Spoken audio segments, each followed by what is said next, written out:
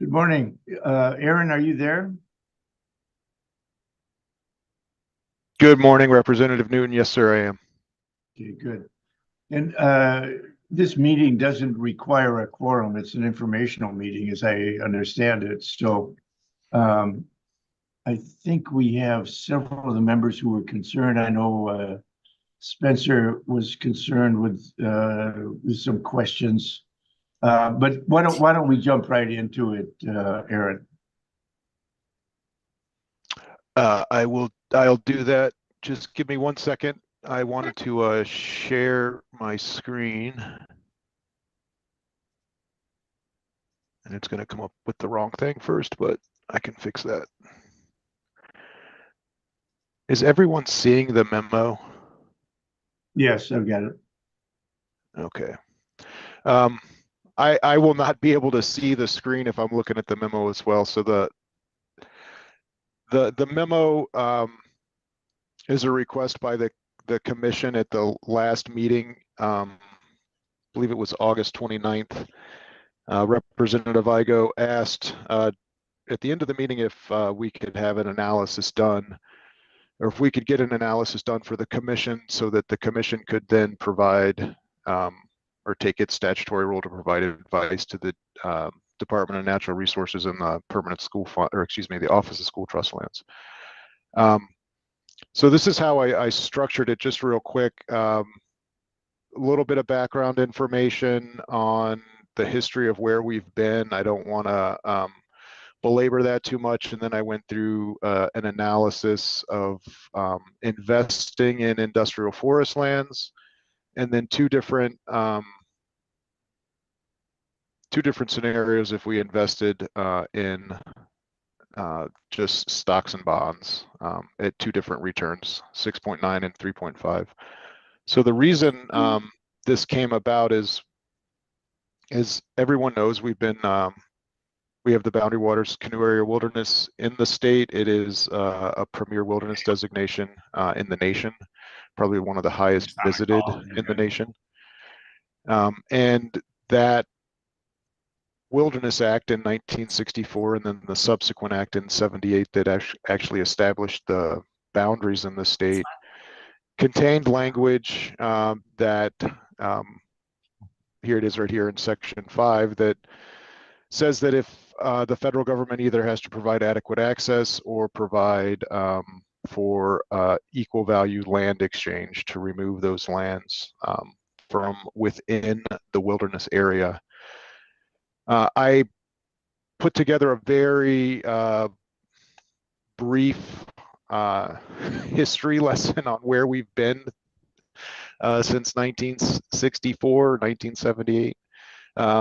Really one of the first things that kicked off this was a 1997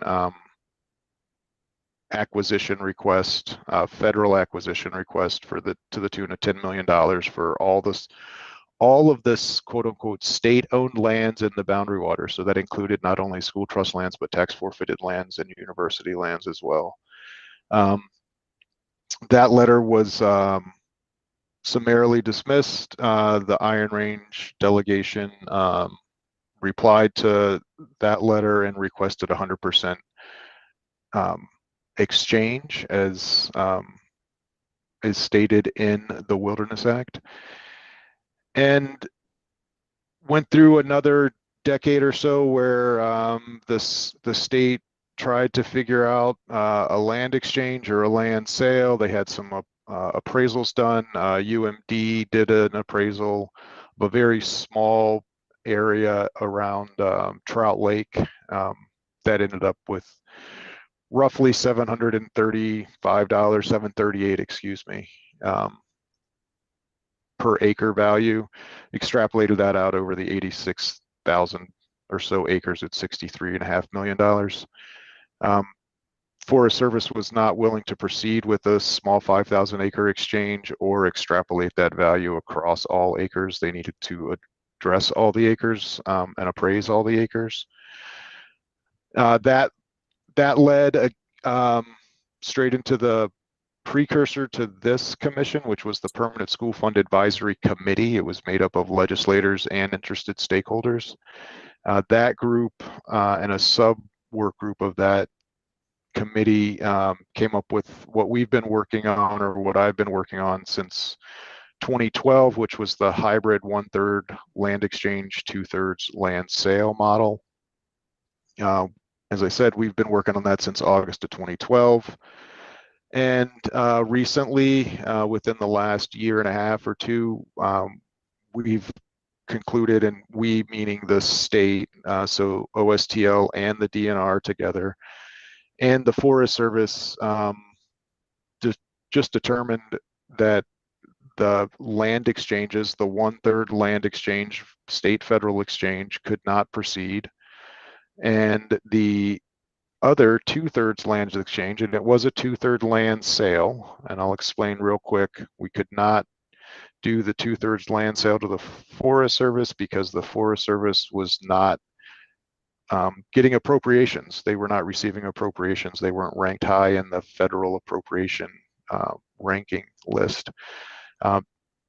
That triggered us working with the Conservation Fund on a 2/3 land exchange with the Conservation Fund, with the out sale from the Conservation Fund to the Forest Service. So there was still a somewhat of an exchange. It was more, I would submit to you, more of a 100% exchange with the 1/3 state federal and the 2/3 state and Conservation Fund than it was a 1/3 exchange, 2/3 sale.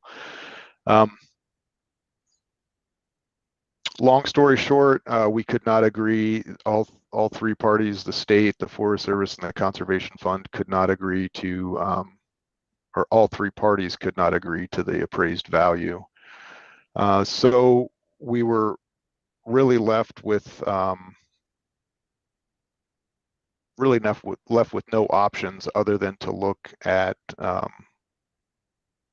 state condemnation and 100% sale to the Forest Service. So just real quick on some of the things that happened in 2020, 2021 with regard to the appraised value. We did, the appraised value came in somewhere between the $350 to $400 per acre value. There were 7 appraisals done, not all on school trust lands, but there were 7 appraisals done in that process. So the state federal land exchange, that value across all the some 30,000 acres was roughly $350 an acre. And then the other exchange, the state conservation fund exchange, aka Plan B, that was roughly $400 an acre. So when I look at the analysis, and I had to make some assumptions, and that's really what I'm trying to get to here is what the analysis includes and what it doesn't include. The first thing it does not include is legal advice with regard to the 1964 Wilderness Act or the 78 Wilderness Act or even the Weeks Act of 1911. The Forest Service's position is that they have authority to acquire via purchase through the Weeks Act. And I have included as an attachment to this memo the frequently asked questions document that the Forest Service and the state and OSTL put together for this pivoting from land exchanges to direct purchase. So there is information about the Forest Service position and its authorities to acquire via the Weeks Act or the Organic Act. So that's in this document, the frequently asked questions document. I believe it starts around page 2, excuse me. Yeah, so it's right at the bottom of page 2 if you're looking for what the Forest Service says is their authorities are. It's right there. So real quick into the analysis. Another thing that I want to point out that I did not include in the analysis, did not include any mineral values or potential mineral values. I recognize that the school trust receives the majority of its annual revenue and its historic revenue from mineral receipts, royalties, and lease payments. I did not or could not factor that into this return on investment analysis, just because there's no non-ferrous minerals that are being developed in Minnesota currently. And it just seems too speculative. I put that right here. It's too speculative in nature. Just as an aside, I tried to factor in mineral value into this, but when I say it was difficult, the assumptions that the assumptions that I would have had to make would have made it would have made no sense at all, because the calculator, when I was looking up, it said, well, if you need to have a 90% discount rate on mineral values. So even if you had mineral values, you were discounting it to like 10%. So I did not include that. The other thing that I did not include is an increase in land values over a period of time, and I'll explain that in a little bit.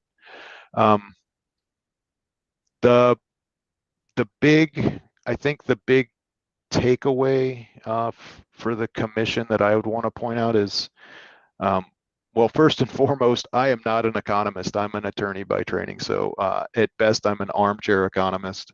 But this analysis required OSTL to assume a number of facts that we then use to do the calculation. So here are the assumptions. The initial investment, I just used a round number of $30 million. I based the $30 million off of a rough value of $400 an acre. The way I looked at investing in industrial forest land, so this is, again, investing in industrial forest land is the 100% exchange option. I estimated that with an equal value exchange, we would get roughly 35,000 acres based on what the value is outside the boundary waters as opposed to what's inside the boundary waters. Used stumpage rate based on DNR data that was roughly $28 a cord. That does vary based on the species types, but that's a good rough average. Harvest volume, 20 cords per acre of what we would have harvested. Again, different sites, different timber species have different cords per acre, but this is a good estimate based on DNR's data.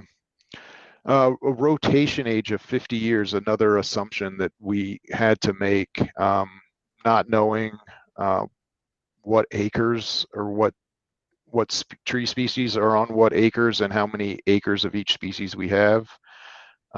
You don't really know what the rotation age is. It's different for different species. In Minnesota right now, DNR uses roughly 45 to 55 years for aspen. Pine is a little bit higher, and then your other species like spruce and things are in the hundreds. So, and then the last assumption I had to make for investing in industrial forest land was factoring in what it was going to cost annually to manage the forest. And that over the last decade or so has been roughly 75% of the gross revenue is our management costs. Hey, whatever you want. No, you're good. So you roughly end up with 25% of your net. So I tried to show my math. Not a math major or an economist, I'll point that out again, but tried to show the math, calculate the annual timber revenue, assuming rotation ages. Anyways, it walks you all the way through it. Your return on your investment, if you were to invest $30 million in industrial forest land, is 0.16%. So not a huge return on investment there.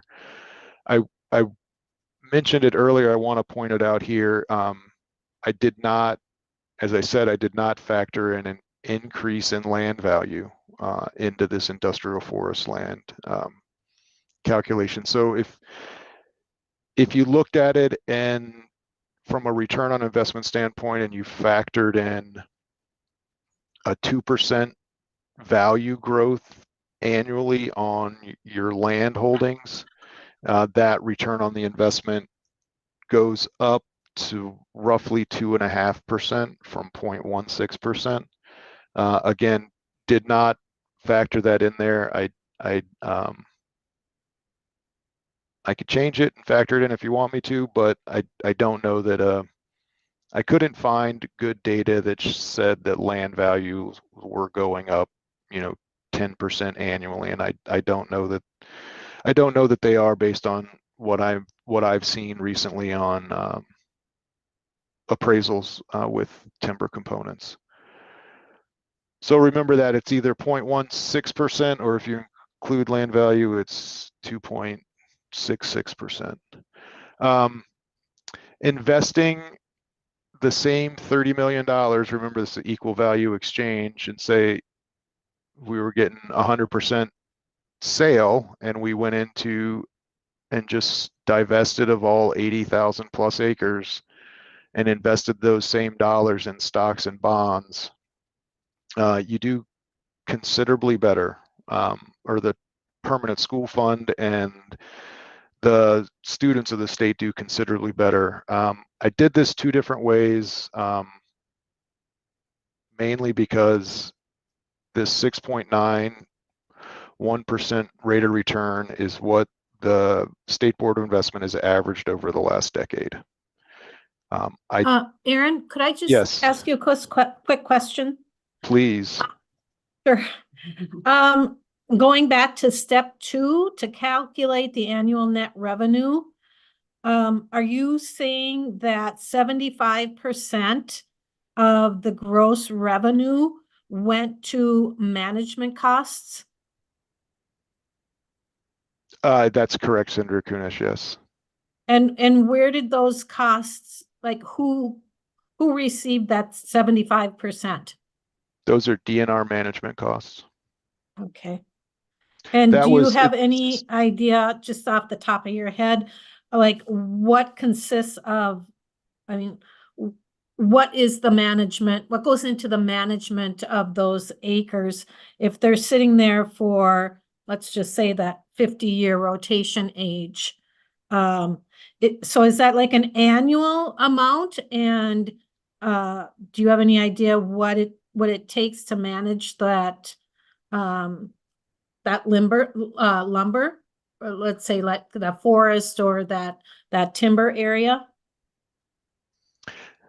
Yeah, I think I understand the question, Senator. If I don't, please stop me. Okay. Forestry, and you might remember this. It was actually in session at the end of the session. We had a meeting and forestry presented its cost certification report. Yeah.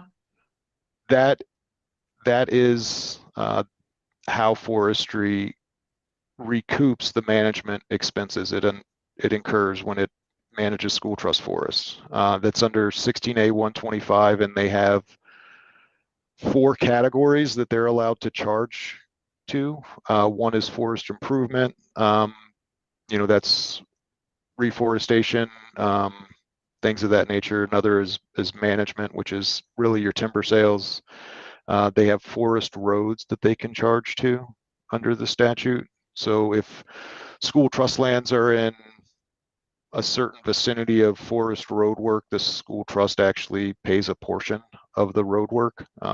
We need roads to manage timber. That's the thought there. And then the last thing that they can charge against is administration. I don't have that report pulled up right now. I can pull it up, the most recent report. I can pull it up and send it to commission members after this if you'd like. But so the way that analysis was written or done is that it's a 50-year rotation age. So for an aspen stand, you would do a final harvest at year 50 and take the trees and reforest that stand. Now aspen, sucker sprouts or stump sprouts, so you don't have a lot of reforestation costs, but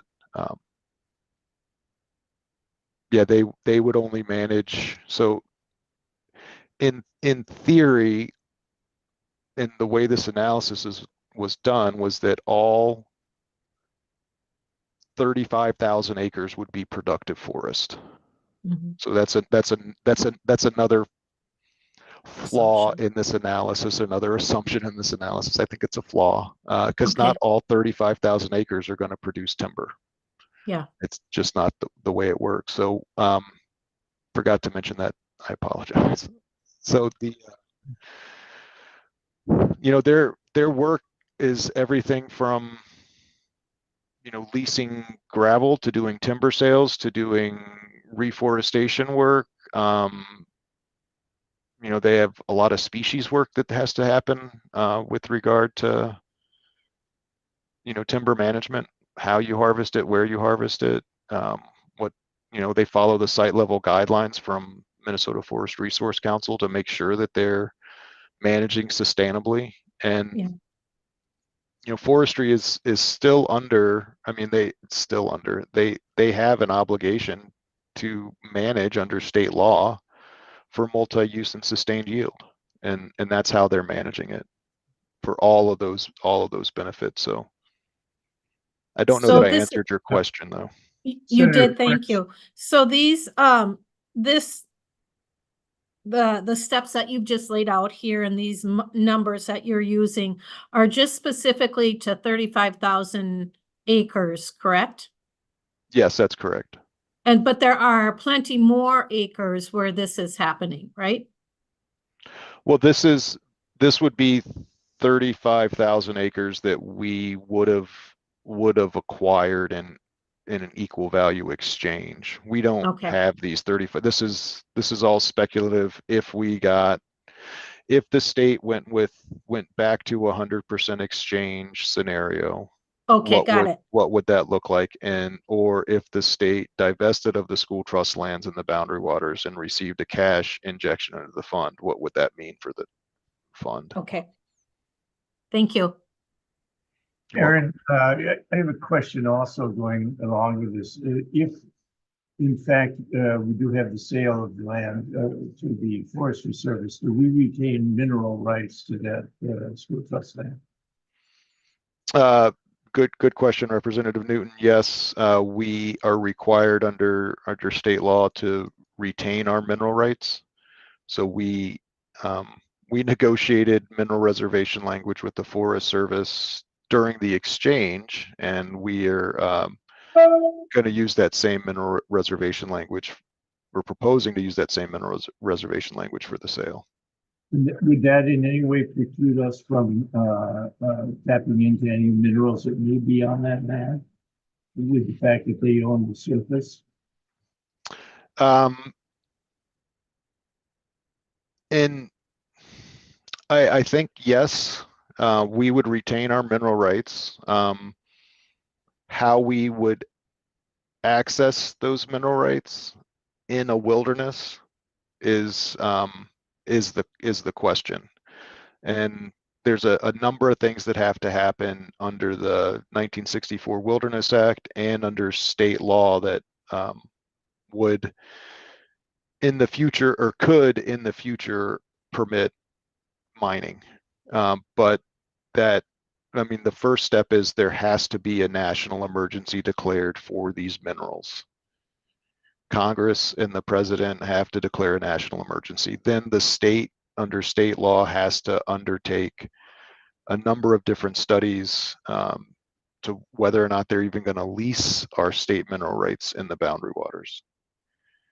And then, if I remember correctly, under the law, the state legislature, and I want to say it's a two-thirds majority, has to agree to lease the minerals in the boundary waters. So big high bar to ever access or mine the minerals in the boundary waters. But we are retaining our rights. Thank you. Representative Igo. Thank you, Mr. Chair. I was going to wait till the end, but I guess you kind of teed up the questions I was kind of asking, so I just wanted to jump in. I guess I'm glad to hear we'll reserve those mineral rights, but and maybe Director Vanderlyn, you gotta keep going through to get to the point I'm trying to make here. But the concern that I'm having, and it's not just a concern right away, right? Obviously, it's a historical concern because the folks that came before me sent a letter 20 years ago around the same thing, is that when these lands are gone, if we do this sale, we're not going to have any more land. We're not going to get any more land on this. So the concern I have is we're going to lose this land.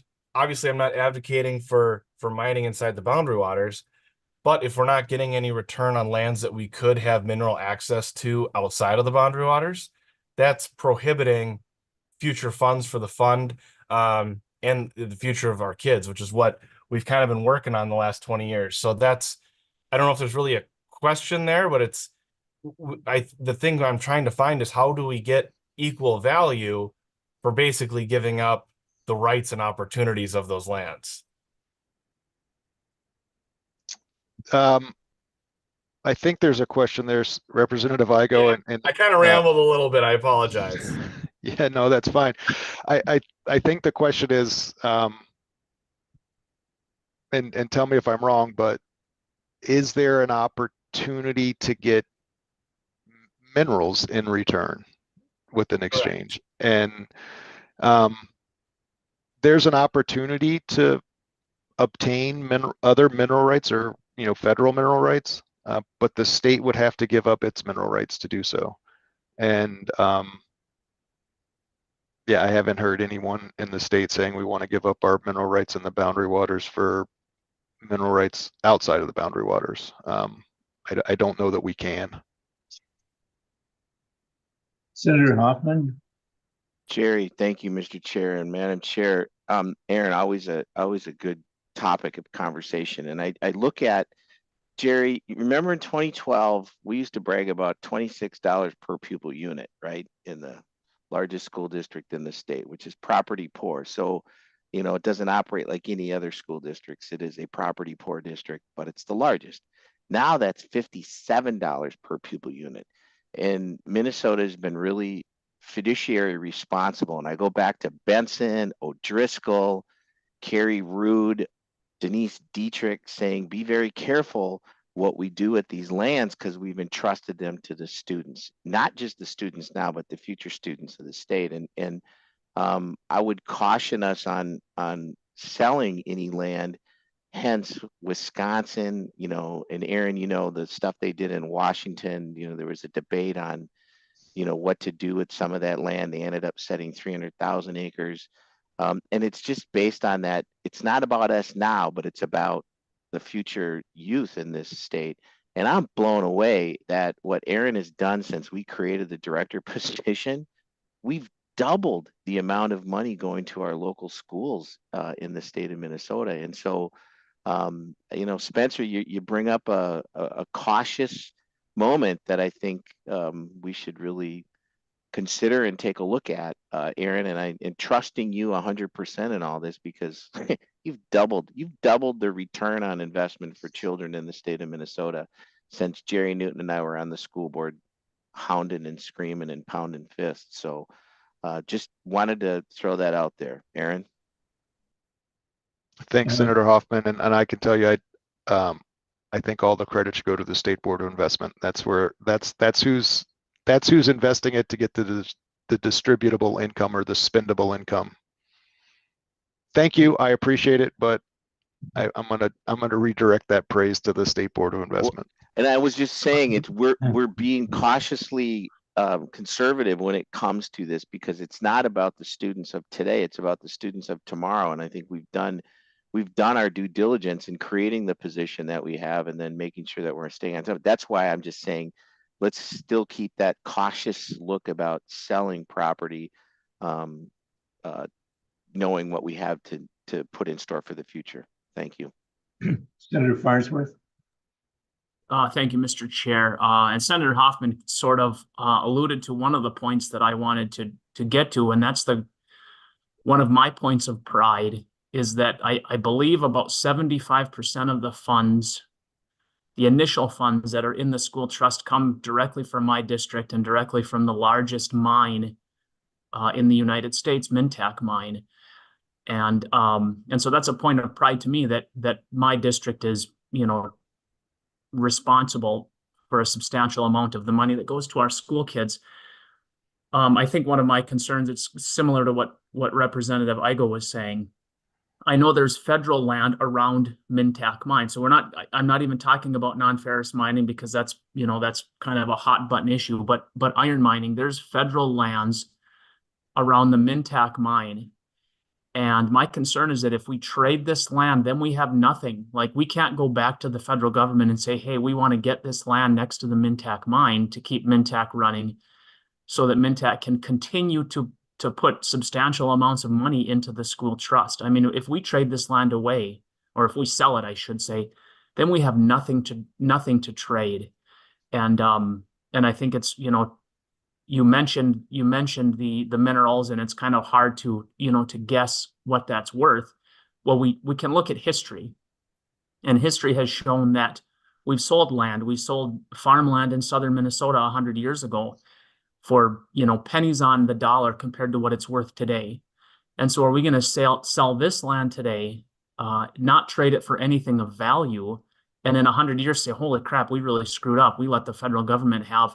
There's an estimated $1 trillion worth of minerals in the Boundary Waters area. And nobody's suggesting that we mine there. But because we're not mining there, we should trade for land outside of that area that has minerals, because that's going to grow the fund a lot more than the Board of Investment. And if we get 30 or 40 million bucks for this, that's nothing compared to what we're going to get, even if it's just the land for the Mintac mine. And then the other thing, I guess I might as well just say everything that I was thinking at one time. The 75% cost for managing the timber, I think we probably should look at why are we paying so much to the DNR to manage that timber. But the other thing is, that's taking a lot out of the school trust, but it's also not considering the livelihood of the thousands of loggers that Representative Igo and that I and Senator Hochschild have in our districts that benefits from the use of that land. And again, if we don't trade for that 35,000 acres, that's 35,000 federal acres. The feds are notorious for being terrible at managing their land, and it's extremely difficult for loggers to get access to that land. So if we don't trade for this land, it's not going to be accessible to loggers in any real way. So I think we really have to be cautious when we look at selling this land. And if we do sell the land, which I strenuously oppose, but if we do, it's got to be for significantly more than $30 or $40 million. Thank you, Mr. Chair. Yeah, thank you, Senator Farnsworth. And Aaron, I think that brings up another question that's not in your equation. And that is, what is the fiscal impact on loggers in the area? That we should be looking at that as well, because it's an industry up there that would be affected. Yeah, that's back to your presentation. Sorry. Yeah, no, that excellent points. Good question, Senator Farnsworth. And Representative Newton, I did not include an economic analysis for local communities or regional or the regions. I didn't for a simple purpose, a simple reason. My job is to not ensure that local communities or regions have viable industries. My job is to make sure that the school trust receives the maximum amount of revenue. And I recognize that is a flaw in this analysis, that it doesn't look at the impacts to the regions. I started off by saying, and I've said it a couple of times, I'm not an economist. If we need a full-blown economic analysis, we should do it, but it can't be done by the Office of School Trust Lands because we don't have economists on staff. So I recognize that's a flaw. in this analysis, but it's not my charge to look out for. That's your charge as local or state legislators to represent your constituency. On this commission, I would say your charge is to make sure that the school trust receives the maximum long-term benefit, and only the school trust. That's the consideration you have in front of you as a trustee, not your constituents. So. Thank you, Aaron. Senator Hoschow?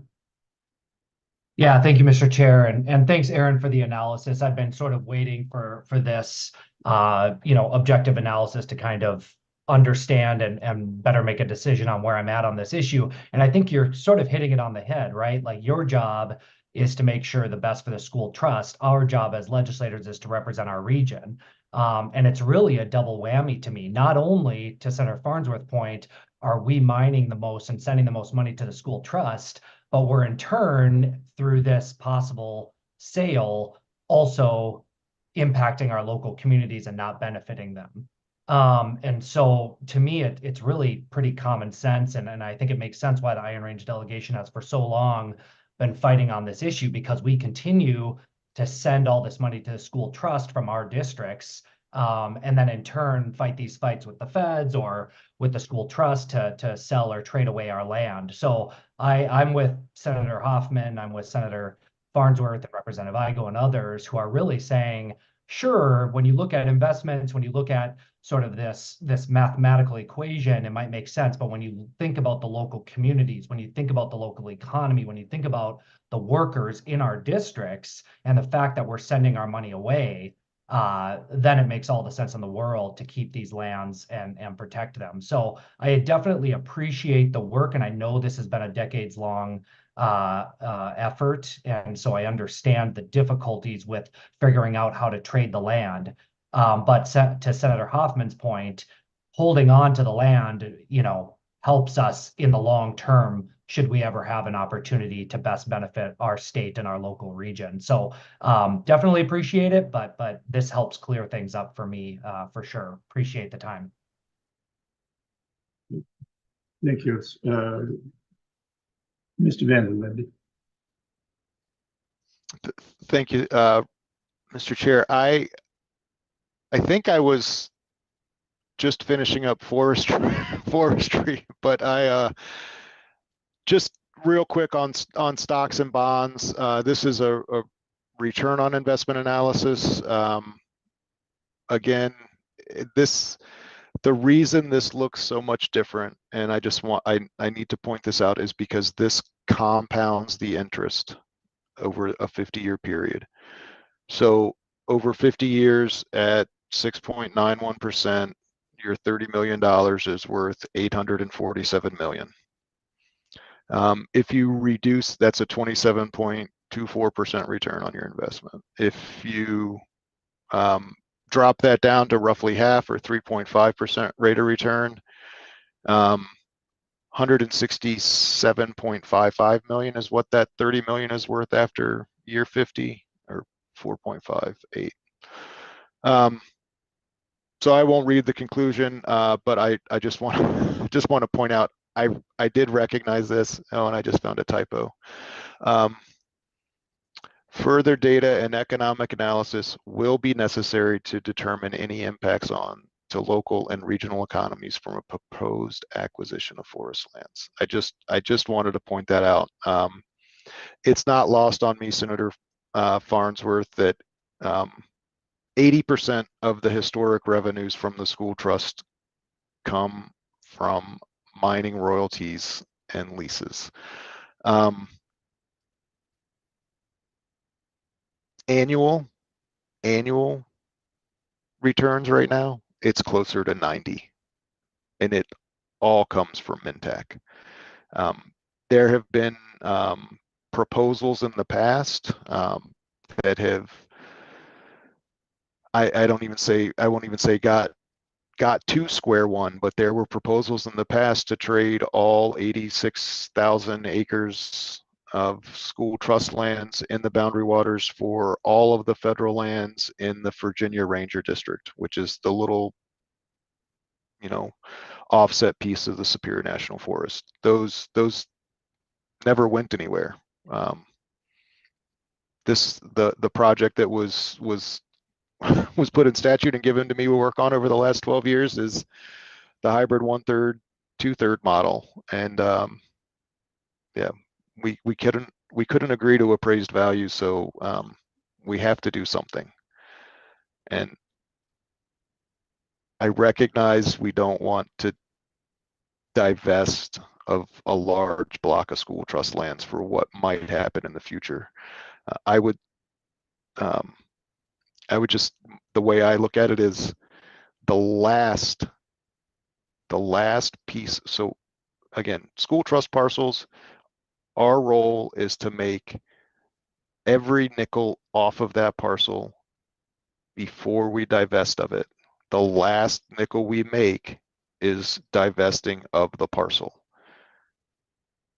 We've generated little to no revenue off of these 80,000 plus acres for 60 plus years.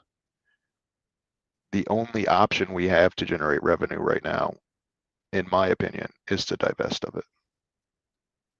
Whether we divest of it through exchange or sale, yet to be determined.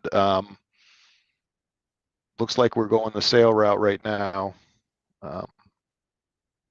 That's where we're at. 'Cause we have no other opportunities to make revenue off of this. Senator Kunish? Thanks. Aaron, is there a time certain that this sale has to happen, or it's null and void? Or is this just going to be a continued conversation until, is the federal government ready to jump on this? Federal government is already started its acquisition process. That was their whole scoping piece that they had back in August for their federal acquisition.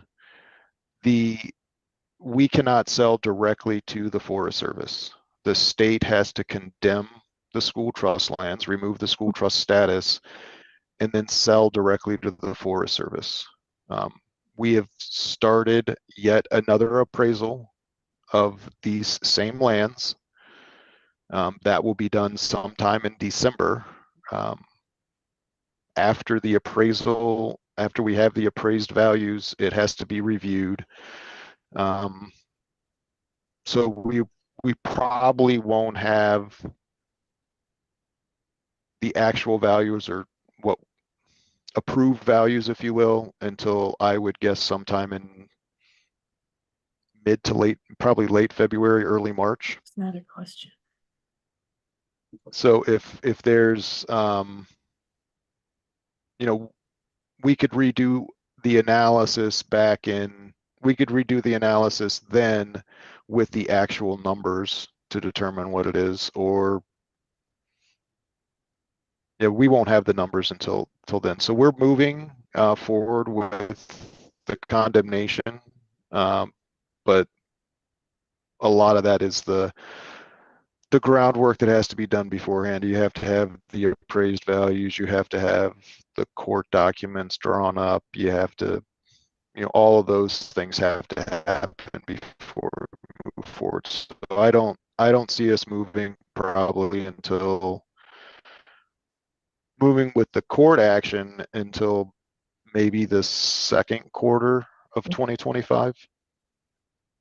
My goal, to be honest with you, Senator, was to have it filed yet this year, but we're not in time. Okay, thank you. That's helpful. And then I just have a couple other questions. So, would the profits or the dollars that we would receive from this sale, would that go into the corpus, or would would it go directly to the fund that goes to the student distribution? Where would those dollars go? So under the law, the sale proceeds would have to be deposited into the permanent school fund and then invested, and then the investment proceeds go to the kids or the school district. So the corpus keeps building, but, Yes. okay, okay. And I just wanted to also put in everybody's mind, we do have the task force, the distribution of endowment funds task force that's looking at how we are using those, how we're investing the dollars. And so there could be some other opportunities or changes as we go forward, but just wanted to remind folks about that task force. Thank you. Senator Hoffman. Thanks, Jerry. Question, Aaron, and I think this is more, I keep coming back to Wisconsin and Nevada, and specifically Nevada, when they only have 2,000 acres left of their school trust land. And yeah, they deposited into the school trust corpus, but really there's no money. There's $5,000 maybe sitting in their account. And the report that was done by a grand jury said the legislature was palpable because they didn't do a thorough investigation into what was happening with this land. Is there, and again, I don't know why, but when body keeps the score, when you start to feel like this, just something doesn't seem right in this, do you have any reservations to doing this based upon, and I'm going to go back to when we first created this position and we first started really talking about the future of our students in Minnesota, I just don't want to have this be another Nevada or Wisconsin when it comes to the permanent school trust lands, even though it looks really good to invest, but we're not talking about now or 50 years, we're talking about even the future on this piece. So help me understand that, Aaron, and maybe set aside those reservations, because I'm just not convinced selling to the government is in the children of the state of Minnesota. Mr. Vanderleen.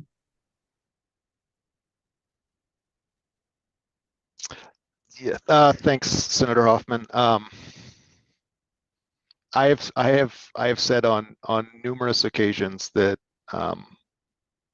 what guides me in how I do this is looking at history, and I have said a number of times, I'm not going to be so arrogant to see land office at the turn of the 19th and 20th century made a huge mistake selling off all the farmland in southern and western Minnesota, because selling off that farmland in southern and western Minnesota actually gave us the basis or the original funding for the permanent school fund. Those were the first receipts into the permanent school fund. It's 9% of the receipts. Is that a problem? Yes. School trust lands, $5 an acre. It's still on the books.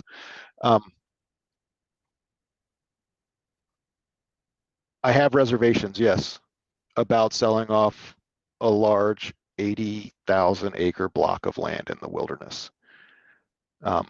Yes, I have reservations about it, but I also look at it and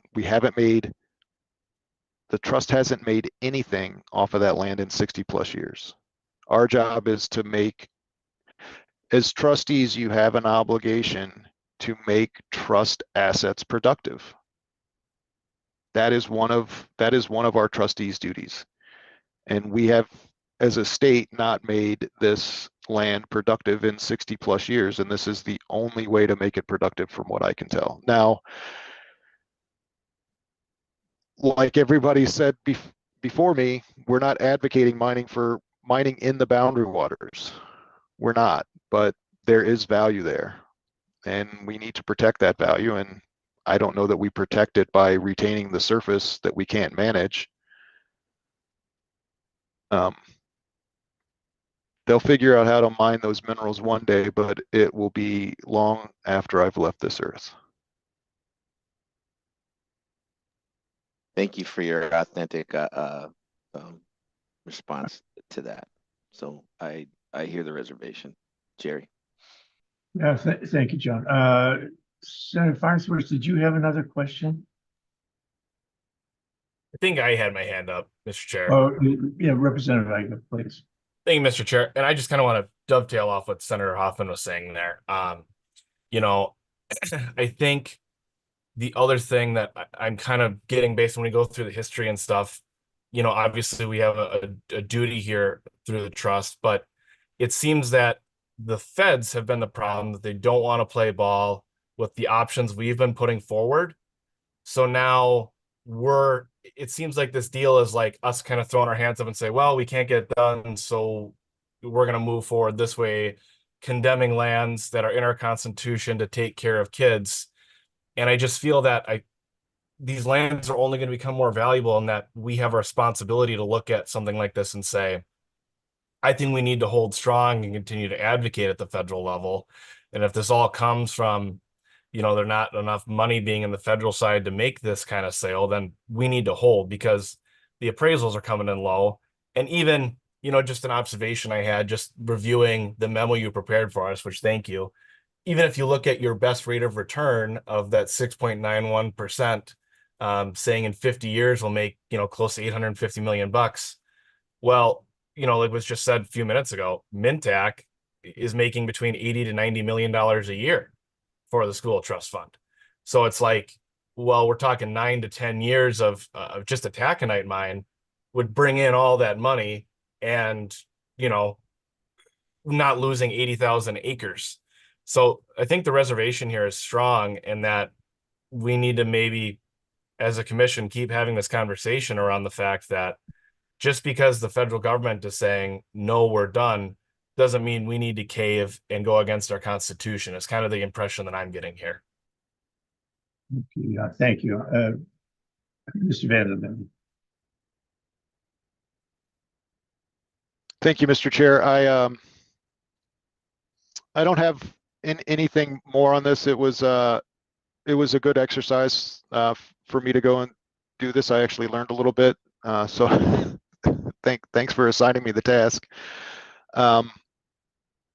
Yeah, I just want to point out that, you know,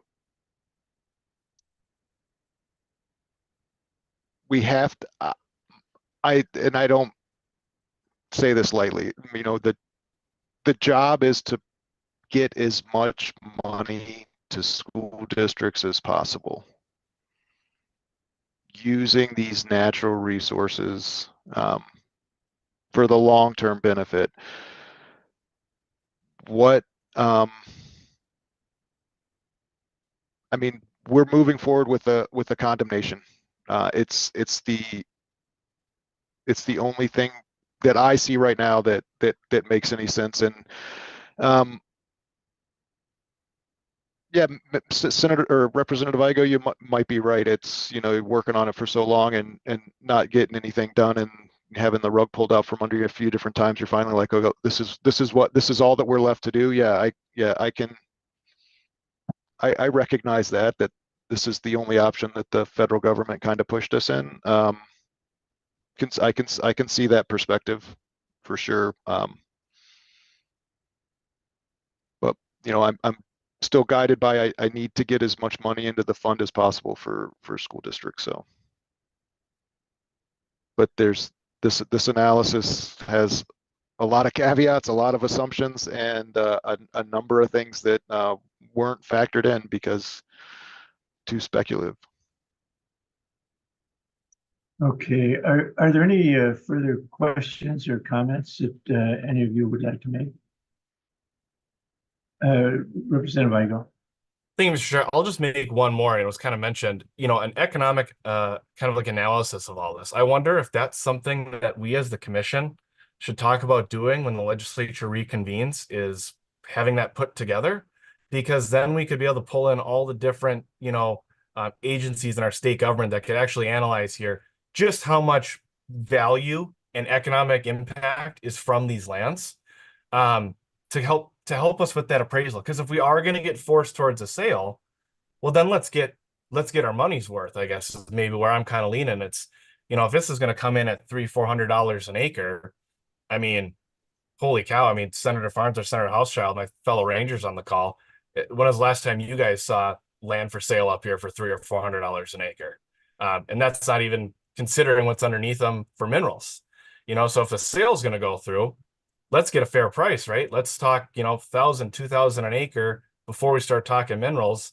And then, if the transfer is $500 million or $1 billion, because, and if some of these appraisals you read into, it's either the lands are next to worthless or they're priceless. So we got to find a happy medium there, I think. And maybe us as a commission leading in a bipartisan way saying we needed an economic impact statement done on these lands could put the state in a better position to negotiate with the federal government. Just kind of an idea I'll throw out there. Thank you. Senator Duckworth. Thank you, Mr. Chair. I appreciate it. It's always good to see you. Just a quick question from the order. Maybe I need a little bit of a reminder of our purview or what exactly we can or can't do as a member of this commission or board or what have you. I've heard a lot of great input and opinions, but at the end of the day, it sounds like things have already been set in motion, regardless of maybe some of our opinions. Can you remind me, is this something that, we're here to give input, but at the end of the day, we're not necessarily the decision makers? Does something at some point have to come before the legislature for a vote? Or is this an instance in which we've kind of abdicated our ability to truly weigh in on this, and it's sort of been delegated in terms of any decisions we would make as pertains to the conversation that we're having? Thank you. Mr. Vanderlyn? Sure. Real quick on history, Senator Duckworth, just for you. The Permanent School Fund Advisory Committee that was the precursor to this group set up a work group back in 2009 that came up with the 1/3, 2/3 model. That was actually passed as a Senate resolution in 2010, I believe, Resolution 1, and then followed in 2012, I believe it was 2012 legislation. We have two laws that expedited both the land exchange and the land sale, and it's 9280 and 9282.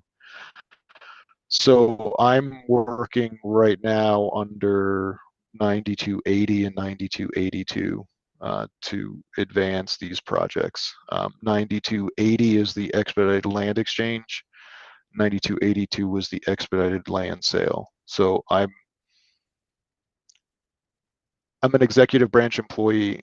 Statutes are my marching orders. I have to follow the statutes, and that's the direction I've been given. So that's the direction that's what I've been working on. Mr. Chair, can I have a follow-up, please? Yes, please.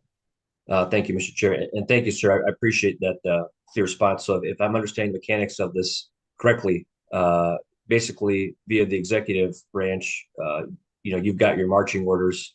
You're going to keep doing what you believe needs to be done. We've got some input here, and we can give you our feedback. But at the end of the day, if I'm understanding you correctly, the legislature at this point is sort of not part of the equation in terms of a final decision. You're saying that direction's been given, and now you're executing it as a member, or as a part of the executive branch. Do I understand that correctly? Yeah, that's correct, Senator Duckworth. And the purpose of this meeting is this commission has authority under 127A.30 to provide advice to the Department of Natural Resources and the Office of School Trust Lands, or the School Trust Lands Director, me, on school trust land management. So that was the purpose of this, was to provide this commission with how I'm looking at the project and what has been given, what's been set in statute to work on. And that's how I'm approaching it. This commission has authority to provide advice and recommendations to DNR. So if that was the purpose of this, so that you could provide advice to DNR and me. Senator Farnsworth. Appreciate that, Mr. Chair. If I could have just one more. Senator House, go ahead.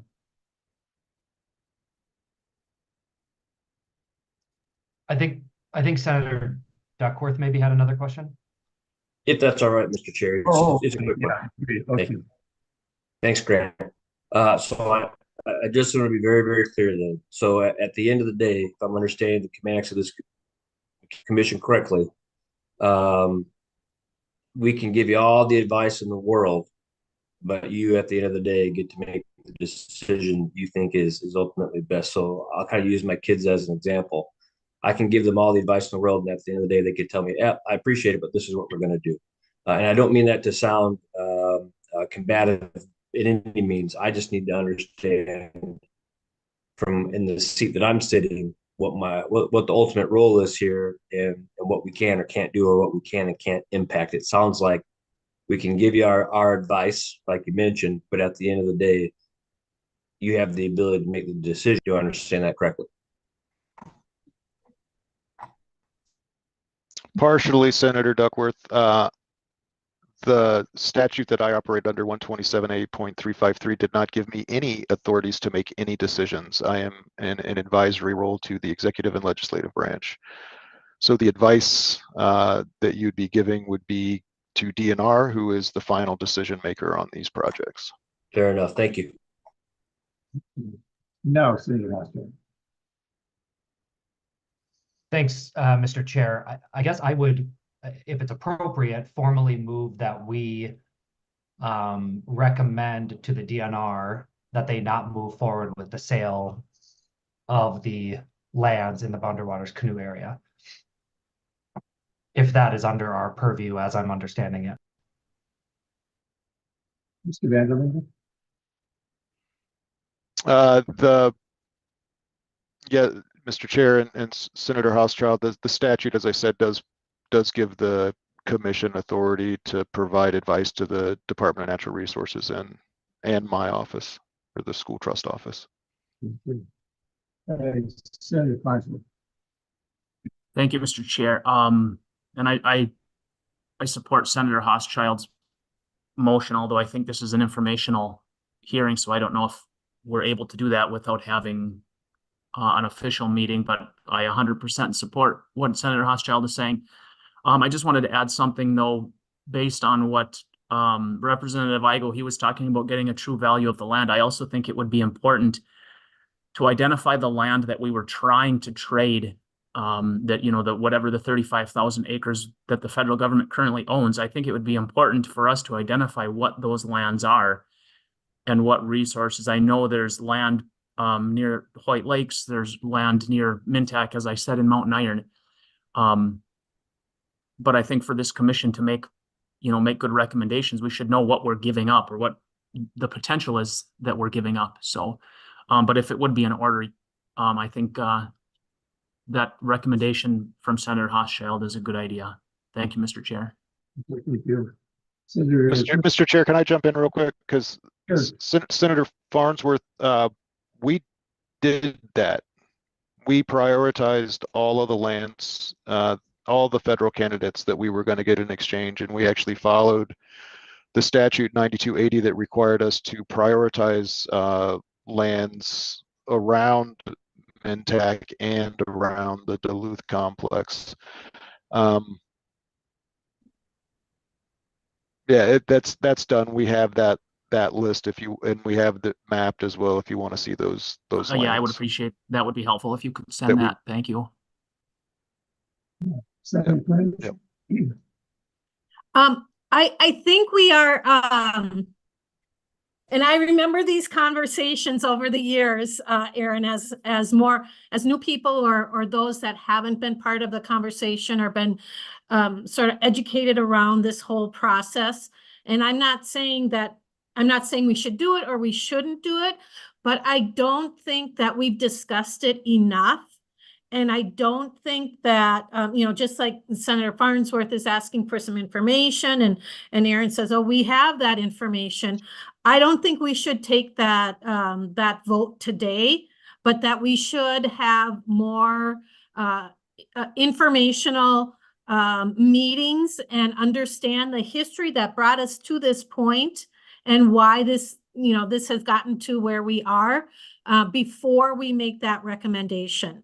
Because I felt this very same way with all of you when I first was sort of, when I heard about this or learned about this through our committee. And then as time has gone by and seeing the process, seeing the justification around it, around this land exchange or purchase, but I think it's too early. I don't think we should take that vote today. I wouldn't vote for it today. Maybe down the road after everybody is fully informed, but I don't think it's a good idea to do it today with just what we've got here in this short discussion. Senator Hoffman. Thanks, Jerry, and thank you. And looking at you know, the 127A30, which is the roles of the commission, right? The piece that we do is looking at changes and necessary changes, right? Recommendations, you are correct, Aaron. Recommendations and necessary statute policy and implementation. And in this case, there's a policy and implementation issue I see with this, and you don't have agreement. What is the timeline? We're not going to come into session till the 14th, right? And so really there's, you know, other than doing some other things, it sounds like, you know, you have a consensus of people here saying that, you know, we need to get some more information. We need to slow the roll down. And I happen to be one of them just because I keep seeing Nevada and Wisconsin in my mind and I can't get them out. Can you imagine waking up in the morning and wondering what the hell's going on in Wisconsin and Nevada? That's just not okay. The next thing you know, I'm going to be a Packers backer, right? But Aaron, I think in this Sorry case, for you, Senator. I'm sorry for you. I know it's funny, but in this case, I think the committee is saying, oh, you know, we really need some more time on this one. Mhm. And you got the office moving forward with condemnation. There's a process to that. You know, what's the timeline in your opinion that are we looking at? Is this something that we are able to make some recommendations and make some action in January, or is this something that we're going to have to maybe convene a separate conversation about what actions I don't think you have agreement on within the jurisdiction of this committee? Making sense?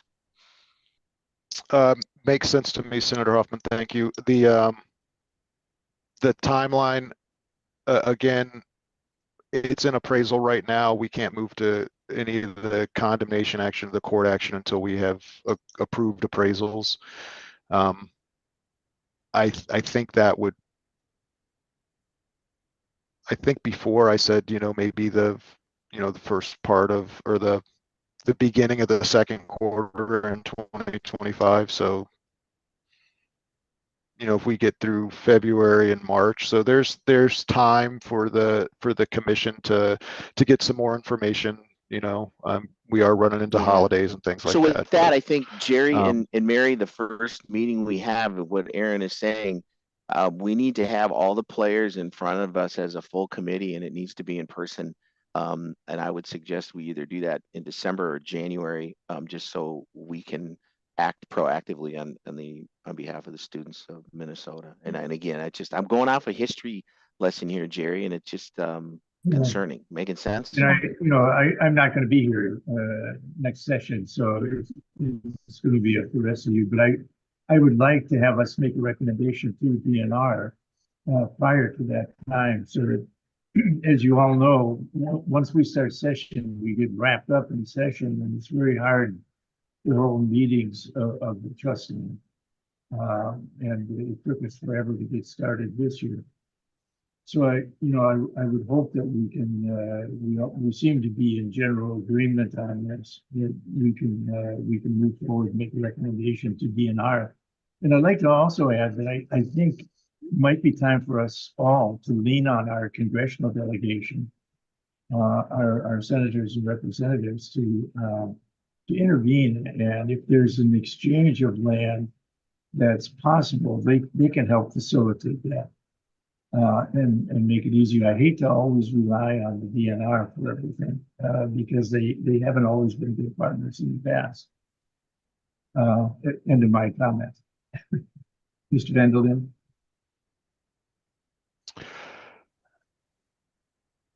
I don't know what to say, Representative. There were a couple other update items that we could address. I didn't know if you wanted me to say anything more about the Boundary Waters project. Federal legislation is always greases the skids. Most other school trust states go the federal legislative route instead of the administrative route. We were working on administrative exchanges. Oh, sorry, Senator. It is Indigenous Peoples Day, yes. But yeah, most other states, Representative Newton, have gone the congressional route and sought congressional action, bills, etc., for big land exchanges with the federal government. Why don't you finish your update, Aaron, and then we can move on. Okay, so again, I emailed this all out last Friday. You know, it did have this frequently asked questions attached to it. I didn't have anything more to talk about from the Boundary Waters project.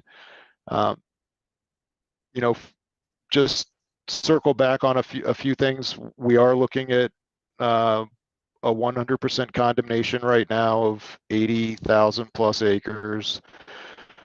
The Forest Service has put out its scoping, it started its scoping process for its acquisition of the same acres. State condemnation process likely won't start until, in its frequently asked questions, has said that they want to be through the forest acquisition by 2026. So more discussion, I think, is needed on the Boundary Waters project. Happy to, I will get some mapping and some a historical timeline out to all members here later today that I've maintained, so that you can see that, where we've been, what we've done, what we haven't done, what we haven't been able to do, things of that nature. And then the last two things that I had on the agenda, Mr. Chair, was just brief updates on the, Senator Kunesh mentioned the Permanent School Fund Distribution Task Force and then the recreational use study. So just real quick on the distribution task force, have been appointed. We have had the first meeting of all those members. First meeting was really a lot of background on the permanent school fund itself. We are scheduled for regular meetings. Seem to be a very good group, a good mix of folks. We have former legislators from the north. I think you'll remember Representative Sandsteed used to sit on this commission. She's on that task force. So we have Iron Range representation, we have Central Minnesota representation, we have Metro representation, we have Southern Minnesota representation. I think we're covered from the state's side. And then the other update was just the recreational use of school trust land study. Just getting through the RFP process within the last couple of days, to be honest. So School Trust Office will be hiring a group out of Eagan to do that study for us and to work with DNR on that. I was actually pleasantly surprised when the contractor replied to our RFP request, our solicitation, with, I want to say it was 10 or 15 questions about the solicitation, about the RFP. And answering those questions not only helped me, but it also helped them develop their RFP. And I think they're going to be excellent in how they're going to have to allocate and estimate the visitors and things of that nature. So really excited to get that one started. We're looking at an early November kickoff, which should give us more than enough time to get a report back to the legislature in January of 2026. Those were my two updates, Mr. Chair. Okay, good. And although this isn't a regular meeting, I would suggest that since we have a quorum, that we approve the minutes of the last meeting as the only action we actually could. What was the last meeting? I had is it 29 August? Is that correct? That's correct. Seeing that we have the quorum, all in favor of approving the minutes of the 29th of August, 2024, please signify by saying aye or raising your hand. Aye. Aye. I Opposed? Okay, good. That's it. That's all I have. I would just suggest that if it is possible, and given that we have holidays and everything coming up, that we try to get this off the ground before session starts. And let the DNR and anyone else that's in that know that this commission is not in favor right now of selling that land. So with that, are there any other comments or questions that any of the members have? Senator Farnsworth. Thank you, Mr. Chair. I'm just wondering, the status of Senator Hochschild's motion. Did he withdraw that, or do we have to take action on that? And Senator Hochschild, would you repeat the motion again? Sure. So my motion is that we recommend as a commission to the DNR that they withdraw the sale process for the 80,000 acres in the Boundary Waters Canoe area. Is there any discussion of the motion? All in And favor? I would just renew my suggestion that we hold off on that until we're all better informed.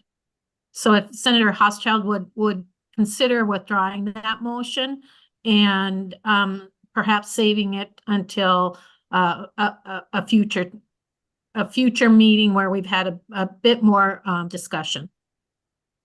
Senator Hochschild? What do we have a set time when we will be meeting? I mean, I think Chair Newton, you've kind of encouraged that we need to get this done before session, which I completely agree with. I would obviously support having this resolution voted on before session. So do we have a plan for a next meeting? And anything else we'll need in order to do that? I would recommend that we have another meeting within the next 2 or 3 weeks, once Mr. Vanderlyn has the opportunity to send us the information that he has. If that's agreeable to the rest of the commission.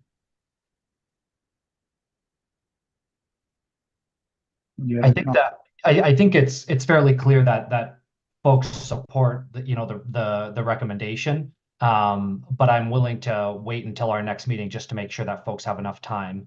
So I'll withdraw my motion and introduce it at our next meeting when we have more time to evaluate.